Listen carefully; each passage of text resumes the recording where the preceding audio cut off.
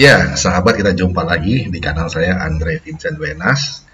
Masih seputar soal kisruh di Timur Tengah, khususnya antara Israel dan Palestina. Banyak opini yang terjadi, polemik malahan, bukan hanya di Timur Tengah, tapi juga di tempat kita, di negara kita, yang masing-masing punya versinya. Nah, ada catatan yang menarik yang diberikan oleh Bro Yosef Herman Wenas kembali, catatannya mengenai two-state solution atau one-state solution yang merupakan agenda besar dari konflik yang terjadi di Timur Tengah antara Israel dan Palestina saat ini. Dan banyak pihak yang berupaya untuk memediasi konflik ini supaya terjadi kedamaian. Nah, sebagai sumbang saran pikiran, ada baiknya juga kita simak catatan dari Yosef Herman Wenas ini sebagai satu kontribusi. Nah, beliau menulis satu artikel yang cukup menarik, judulnya Two-State Solution atau One-State Solution. Nah, bagaimana ceritanya? Kita simak sama-sama ya.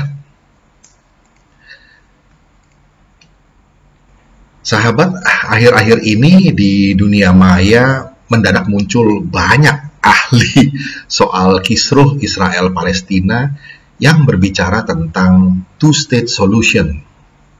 Tetapi saya, Yosef Herman Wenas, tidak melihat satupun mereka yang bisa menjelaskan dengan fakta-fakta kenapa solusi ini gagal sejak resolusi Dewan Keamanan PBB nomor 242 dikeluarkan pada 22 November 1967 yang lalu. Nah, ada kesan kuat para ahli di dunia maya itu juga tidak sungguh memahami apa kaitan resolusi 242 dengan British Mandate of Palestine yang di tahun 1937 menugaskan William Robert L. Peel, akrabnya dipanggil Lord Peel, oleh karena itu disebut Peel Commission, to investigate the causes of unrest di wilayah Palestina yang saat itu berada di bawah administrasi Inggris. Malahan banyak yang mengira ini soal otoritas Inggris atas jajahannya di Palestina, sebab namanya saja mandat Inggris. Ini satu salah kaprah sebetulnya. British Mandate of Palestine itu dalam konteks Liga Bangsa-Bangsa atau LBB.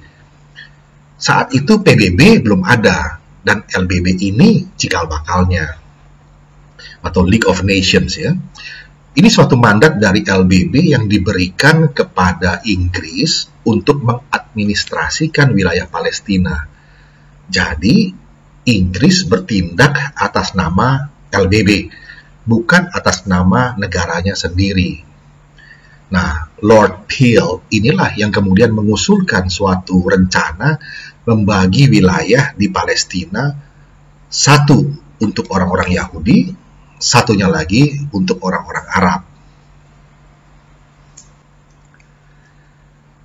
Setelah PBB lahir Oktober 1945, muncul apa yang dikenal sebagai the 1947 United Nations Partition Plan, yang diinspirasikan dari hasil kerja Komisi Peel hampir 10 tahun sebelumnya.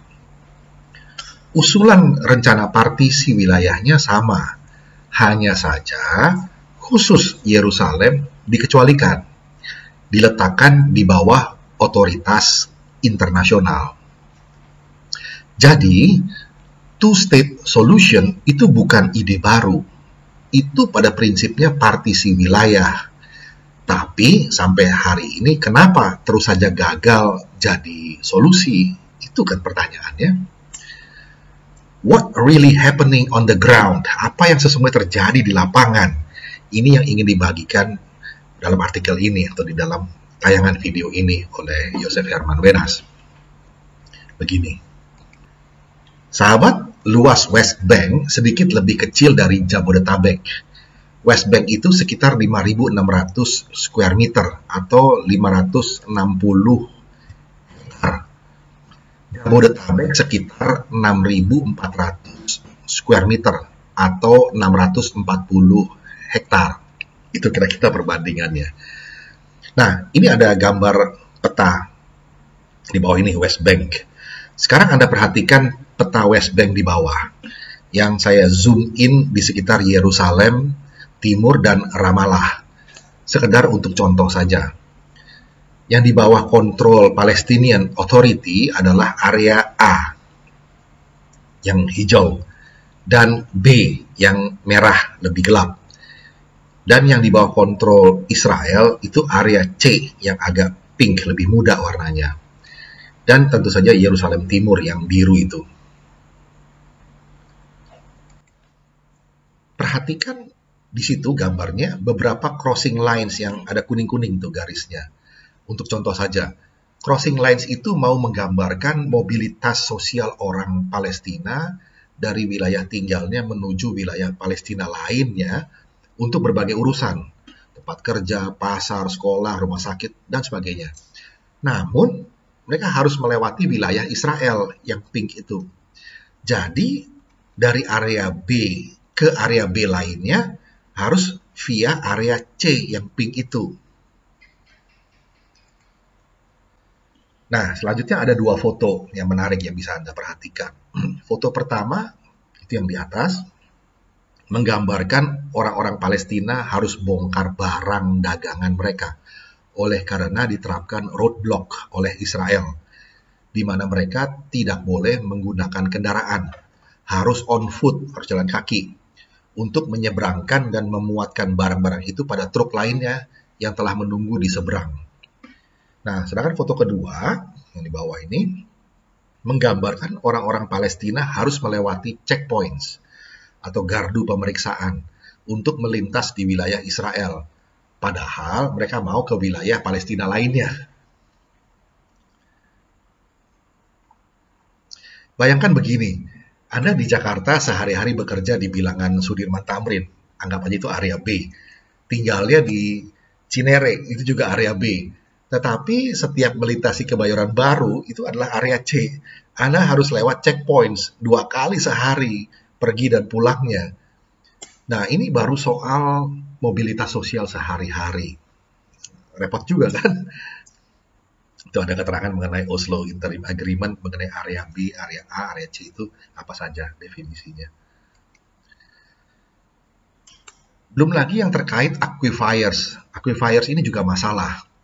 40% dari kebutuhan air Israel sekarang ini disuplai dari West Bank. Perjanjian Oslo II tahun 1995 rumit mengatur soal ini. Ada 3 aquifers utama di West Bank. Yarkon Taninim Aquifer, Gilboa Bet She'an Aquifer, dan East Aquifer.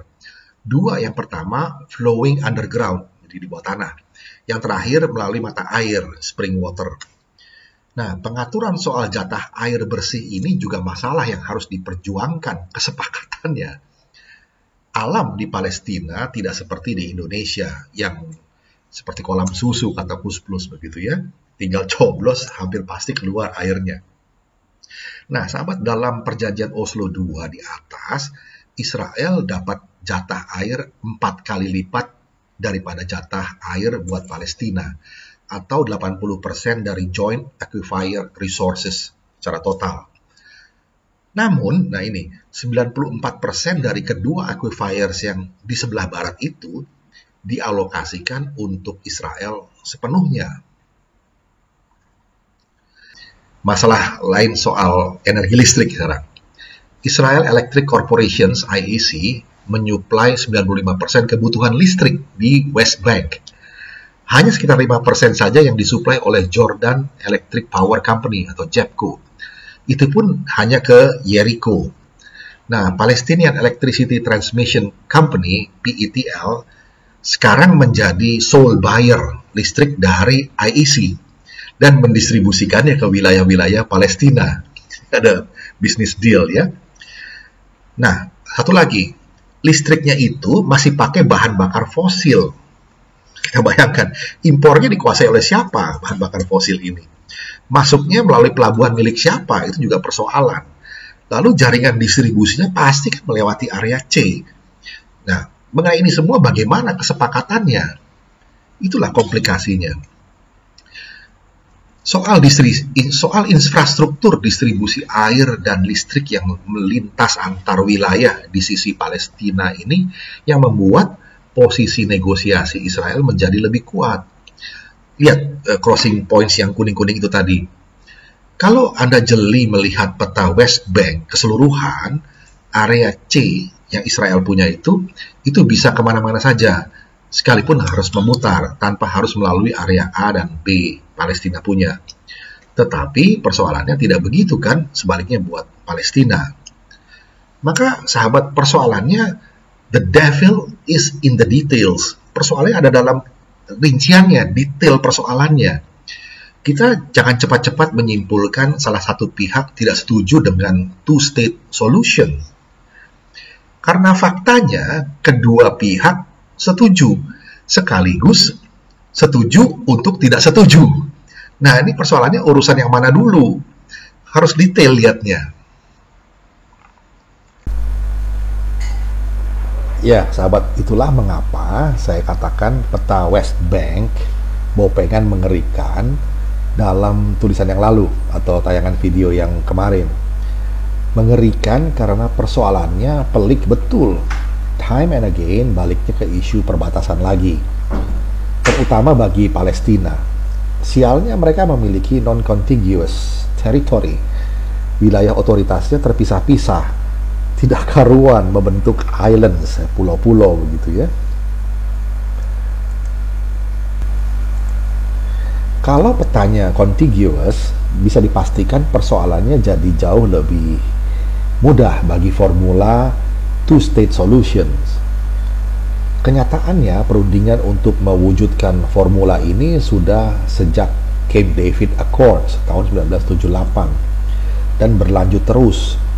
Mohon bersabar, ini ujian ke Madrid Conference tahun 1991, Oslo Accords tahun 1993-1995, Hebron Protocol 1997, Wye River Memorandum 1998, Sharm el Sheikh Memorandum 1999, Camp David Summit tahun 2000, The Clinton Parameters tahun 2000, Taba Summit 2001, Roadmap 2003, Agreement on Movement and Access tahun 2005, Annapolis Conference 2007, Mitchell-led Talks 2010 sampai 2011, Kerry-led Talks 2013 sampai 2014. Perjalanannya panjang dan serial ini belum berakhir juga.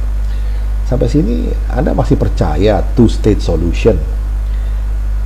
Ya, itulah sebabnya belakangan ini mulai dipikirkan alternatif lain yang disebut one-state solution. Prinsipnya atau prinsip dasarnya sama seperti two-state solution, yaitu mengakui eksistensi identitas, sejarah, politik, dan budaya. Keduanya yang berseteru. Bedanya, hasil akhirnya bukan dua negara, dua identitas, tetapi satu negara, dua identitas. Ini yang disebut konsepsi binational state. Dalam binational state, itu diakui dui kewarganegaraan. Maka implikasinya juga mengakui hak warga negara terkait yang sama di mata hukum. Yang diharapkan dapat menghilangkan lagu lama soal perbatasan, soal sumber daya alam, termasuk soal kepemilikan, properti. Formula ini, sahabat, memang masih spekulatif sifatnya. Juga belum resmi diakomodasi oleh The Quartet. Empat besar itu, yaitu PBB, Amerika Serikat, Uni Eropa, dan Rusia. Tetapi, beberapa pemegang kepentingan di sisi Israel dan Palestina mulai melihatnya sebagai suatu kemungkinan yang menarik. Nah, ini akan dibahas oleh Yosef Herman Wenas dalam tulisan berikutnya. Nah, kita tunggu saja. Ini ditulis di Yogyakarta 20 Mei 2021 di Hari Kebangkitan Nasional.